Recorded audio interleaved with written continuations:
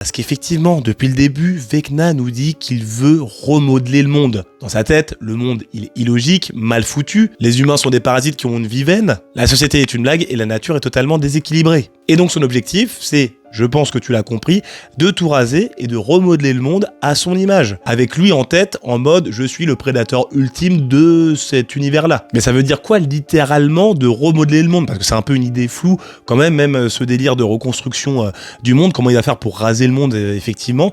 Et ben je vais répondre à ça, mais avant, faut que je t'explique quels sont les outils dont il a besoin pour y arriver. Déjà, il a besoin des 12 enfants qu'il kidnappe en 1987 en revenant en force à Hawkins, le petit Vecna. Et ces gamins sont l'outil parfait parce qu'ils sont faibles d'esprit et faibles de corps. Donc ils sont facilement manipulables et malléables. Et donc son but, c'est d'en faire des vaisseaux psychiques, des réceptacles aux particules sombres pour en faire quelque chose de bien plus grand. On sait qu'il a besoin de 12 enfants, 12 gosses emmenés dans le nouveau QG de Vecna, attachés à des piliers, avec des lianes de l'Upside Down qui leur rentrent directement dans la bouche et qui doivent leur insuffler bien des particules sombres. C'est Will qui le voit grâce à ses visions d'ailleurs. Donc ouais, là on peut quand même comprendre que ces enfants vont servir de batterie et vont créer une certaine énergie nécessaire pour Vecna. Et puis Vecna s'est quand même confronté à un mur lors de la saison 4 de Stranger Things. Parce qu'on peut se dire que oui, il a réussi à atteindre son objectif en tuant Chrissy, Fred, Patrick et Max, ce qui lui a permis en fait d'ouvrir les portails au sein d'Hawkins et donc de fragiliser les barrières qui existent entre l'Upside Down et le monde réel. Mais ça, c'était toujours pas suffisant pour Vecna. Parce que là, il peut faire passer quelques démobats, quelques démogorgons, mais lui, il a toute une armée à faire rentrer. Et surtout le Mind Flayer dans sa forme la plus massive, qui sera potentiellement